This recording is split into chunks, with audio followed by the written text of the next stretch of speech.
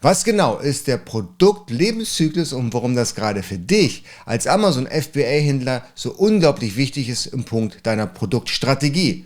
Bleib dran, nach dem Intro weißt du mehr.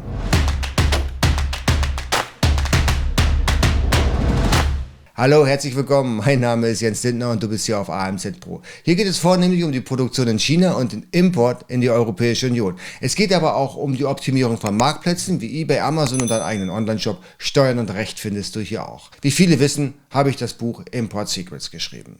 Hier wird alles thematisiert, von der Produktstrategie über das Sourcing der Produkte, über die richtige Herstellerauswahl, Briefing, und am Ende des Tages die Produktion und natürlich die Qualitätskontrolle. Und hey, in diesem Video will ich ein spezielles Thema daraus nochmal aufarbeiten, und zwar Produktlebenszyklus. Was genau ist es und warum ist es so wichtig als Amazon FBA-Händler, dass du da genau die richtige Strategie für dich findest.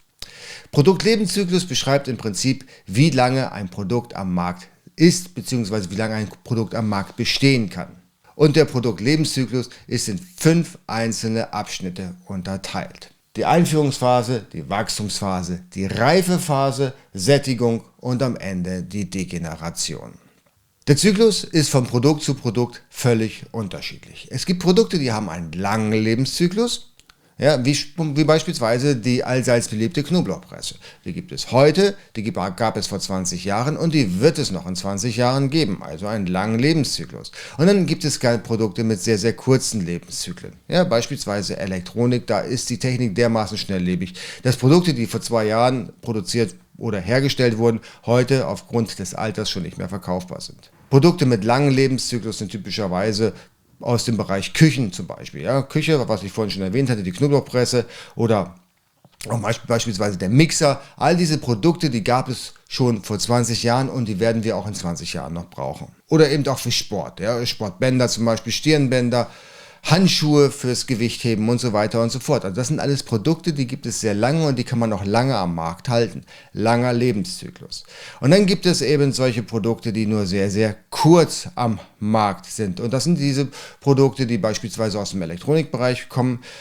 Zum Beispiel Powerbanks gab es mit 10.000 mA, ja, jetzt gibt es welche mit 20.000 und 30.000 mA. Es gibt Powerbanks, die haben einen USB-C-Anschluss, das gab es vor 10 Jahren halt noch nicht. Und so muss man ganz genau differenzieren, welches Produkt möchte ich eigentlich am Markt haben. Vor allen Dingen sind es Trendprodukte, die immer gerne aufgenommen werden ins Portfolio der Neueinsteiger. Trendprodukte haben eben die Gefahr, dass der Trend schnell vorbei sein kann. Und wenn der Trend vorbei ist, dann machst du auch keinen Gewinn mehr. Ich sage nur das Stichwort Fidget Spinner oder Masken aktuell. Ja, Masken oder auch Fidget Spinner waren der Renner, war aber auch genauso schnell vorbei, wie der Hype eben entstanden ist. Und wer dann erst das Lager voll hatte, der hat ein maximales Problem gehabt, dass er das Zeug eben nicht mehr gewinnbringend abkaufen kann. Oder beispielsweise solche Sachen, die eben die Asiaten selber entwickelt haben. Ja, beispielsweise, es gab mal so ein Produkt, das war ein singender Blumentopf. Wer sowas braucht, keine Ahnung. Aber eben der Asiate hat es erfunden, der hat es auf den Markt geschleudert, vorrangig dann für seine eigenen Kollegen, um es dann später auf den europäischen Händlern anzubieten. Aber natürlich war der Hype da schon vorbei, wenn es überhaupt mal jemals einen Hype gegeben hat. Aber man konnte direkt sehen, das Produkt ist dann eben von der Startphase direkt in die Degeneration gelandet, quasi ohne Stopp. Gehe direkt auf los und verliere viel Geld in dem Falle, weil es war nicht mehr verkaufbar. Weil einfach zu viele Leute das verkauft haben für einen zu geringeren Preis. Aber jetzt gehe ich hier schon zu weit, weil ich möchte mit euch jetzt die einzelnen Phasen durchgehen. Die erste Phase ist die Einführungsphase. Die Einführungsphase ist marketingtechnisch der Part, wo ich versuche, das Produkt am Markt zu etablieren. Ja, es kennt keiner, es weiß keiner, wofür er es einsetzen soll. Also muss ich den Leuten mit Marketingmaßnahmen erklären, dass dieses Produkt jetzt unbedingt bei denen in den Haushalt gehört. Alle Gewinne, die ich über den Absatz generiere, fließen wieder in die Marketingmaßnahmen. Am Ende der Einführungsphase ist der Break-Even. Das heißt, da, wo ich anfange, das erste Mal Geld zu verdienen, wo die Einnahmen die Werbeausgaben überschreiten. Also tatsächlich, ich habe Geld im Portemonnaie. Und die nächste Phase ist dann die Wachstumsphase. Also hier beginnt die Reife des Produktes. Die Kunden fangen an, das Produkt zu kaufen. Die Kunden wissen, was das Produkt ist. Und bei der Wachstumsphase weiß mittlerweile auch der Wettbewerb, was das Produkt ist. Und die ersten Wettbewerber versuchen mit Plagiaten oder ähnlichen Produkten, die nicht gegen das Patentrecht verstoßen, mit an dem Markt zu partizipieren. Also mit deinen Werbeausgaben in der Einführungsphase, was du investiert hast, um dein Produkt bekannt zu machen, versucht nun der Wettbewerb im Windschatten von dir ebenfalls ähnliche Produkte an den Markt zu bringen. Gut, aber Konkurrenz belebt ja das Geschäft.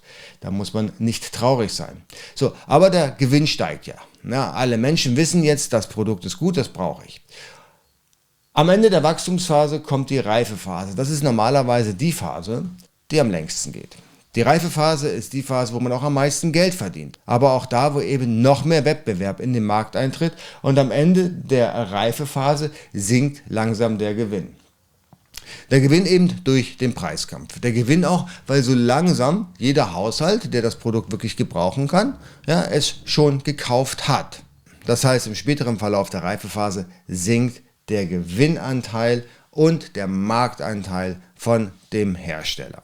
Das heißt, in der Reifephase sinkt der Marktanteil der einzelnen Hersteller, weil einfach so viele am Markt sind und weil eben die Nachfrage nicht mehr ganz so groß ist. Aber dennoch ein lohnendes Geschäft. In der Sättigungsphase ist nun der Markt endgültig gesättigt und es findet kein Wachstum mehr statt. Und die Gewinne fallen ins Bodenlose. Alle Wettbewerber haben nun die Läger voll und versuchen über einen Preiskampf entsprechend die Ware noch an den Mann zu bekommen, weil natürlich jeder weiß, okay, stopp, das Produkt ist nun in der Sättigungsphase und ein Absatz ist hier nicht mehr mit einem vernünftigen Gewinn möglich. Somit ist jeder Hersteller eben dann angehalten, so schnell es geht, den Abverkauf zu realisieren, um neuen Cashflow für neue Produkte zu generieren. Die Sättigungsphase ist die Phase, wo das Produkt also langsam stirbt. Am Ende der Sättigungsphase erwirtschaftet das Produkt überhaupt keinen Gewinn mehr. In der Degenerationsphase sinken die Verkäufe, kein Gewinn ist überhaupt mehr möglich und Marketingmaßnahmen, egal welche auch immer, funktionieren nicht mehr. Die Unternehmen werden das Produkt vom Markt nehmen und der Produktlebenszyklus ist beendet. Oder aber, das wäre die nächste Variante, das Produkt wird nochmal neu entwickelt mit neuen Features, um dann im besten Falle den Produktlebenszyklus wieder von vorne zu beginnen. Oder aber das Produkt wird so modifiziert, dass es komplett eine Neuentwicklung ist und der Lebenszyklus beginnt wieder von vorne. Man erkennt also, dass es grundlegend super wichtig ist zu verstehen, wie ein Produktlebenszyklus funktioniert. Und wenn du ein neues Produkt ans Lager nehmen möchtest, in welcher Phase es sich gerade findet. Wer jetzt Fidget Spinner an Lager nimmt oder Masken, der ist ein bisschen deppert, weil hier ist, sorry dafür, aber hier ist der Lebenszyklus bereits schon beendet. Ja, wer Knoblauchpressen ins Portfolio einnehmen möchte, nicht, dass ich jetzt sage, dass jeder Knoblauchpressen machen sollte, aber da kann man sich vorstellen, dass es die halt noch relativ lange gibt, vor allen Dingen, wenn du eine sinnvolle Verbesserung dort einbaust. Ja, bei Elektronik ist es so, da musst du schnell abverkaufen, weil was vor 3 Jahren eben noch hip war, das ist heute nicht mehr verkaufbar. Ja, Handyhüllen zum Beispiel. Neue Handyhüllen von alten Handys werden immer sehr, sehr schnell in der Sättigungs- oder Degenerationsphase landen. Also, Produktlebenszyklus, man sollte sich ganz genau überlegen, welches Produkt nehme ich an Lager und in welchem Zyklus ist gerade mein Produkt, was ich mir auserwählt habe. Am einfachsten ist es zu erkennen, indem du einfach auf Amazon gehst und guckst, wie viel Wettbewerber habe ich eigentlich für mein Produkt, ja, wofür ich mich jetzt gerade interessiere. Ja, beispielsweise dieser singende Blumentopf. Keiner weiß, wofür er ist, ja, aber es wurde nun mal erfunden, es wurde nun mal auf den Markt geschmissen von irgendeinem Asiaten. Ich kenne übrigens auch den Hersteller, der das Ding erfunden hat. Der hat sich darüber gebrüstet ohne Ende. Er sagt, das wird der Renner, das wird das nächste Hoverboard werden, aber das hat natürlich nicht funktioniert. So, aber er hat es erfunden, er ist dann eben in die Einführungsphase gegangen, hat viel Geld in das Marketing gesteckt, gerade bei Amazon dann, weil das ist so ein typisches Amazon FBA-Produkt. Und hat es allen Händlern angeboten. Ja, allen Händlern in China und dann später auch dann in Europa. Man kann sich das vorstellen. Wenn du in der einen Woche geschaut hast, da hattest du 20 Händler für diesen Topf und 2 Wochen später waren es 500 Händler. Ja. Und somit haben wir dann die Einführungsphase, die relativ kurz war, weil er hat ja sehr, sehr viele Händler gefunden, die das machen. Die Wachstumsphase war noch kürzer, die Reifephase wurde komplett ausgelassen und die Sättigungsphase wurde innerhalb von 2, 3, 4 Wochen erreicht. So, das heißt, wer heute bestellt hat, den singenden Blumentopf, Bevor die Ware hier mit dem Schiff am Lager war, waren wir schon in der Sättigungs- oder Degenerationsphase. Und das ist natürlich ein sehr unangenehmes Thema, weil wenn man so viel Geld in so ein Produkt ausgegeben hat und dann feststellt, das kann er nur noch mit minimalem Gewinn oder mit gar keinem Gewinn, sogar mit Verlust verkaufen, dann ist man definitiv auf dem falschen Pfad gewesen.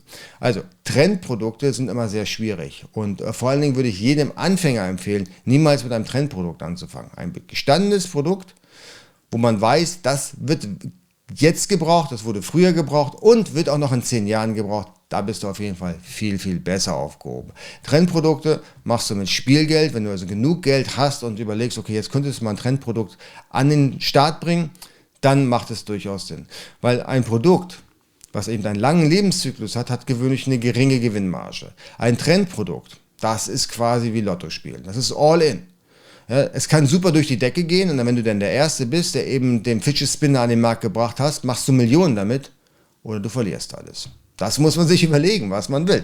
Ja, Lotto spielen oder ein solides Business aufbauen. Ja, oder erst ein solides Business aufbauen und dann kannst du ja anfangen, Lotto zu spielen. Das wäre meine Idee. Frage des Tages. Welches Produkt habt ihr gesehen mit einem super, super kurzen Lebenszyklus? Ja, jetzt mal abgesehen von den singenden Blumentopf. Wir sehen uns beim nächsten Video. Mach's gut. Tschüss.